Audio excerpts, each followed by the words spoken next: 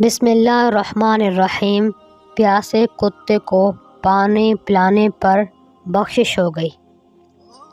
حضرت ابو ہریرہ رضی اللہ تعالیٰ عنہ سے روایت ہے کہ نبی علیہ الصلوۃ والسلام نے ارشاد فرمایا، ایک آدمی نے ایک کتے کو دیکھا جو پیاس کی شدت کی وجہ سے گیلی مٹی چاٹ رہا تھا۔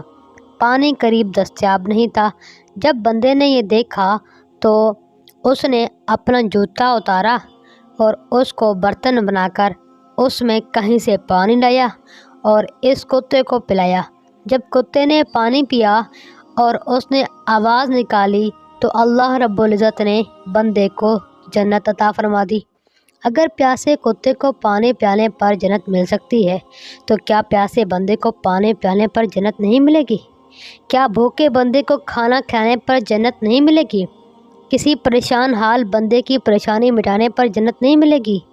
یہ بخاری شریف کی روایت ہے جس میں مرد کا ذکر آیا ہے کہ اللہ نے اس کو بخش دیا، معاف کر دیا۔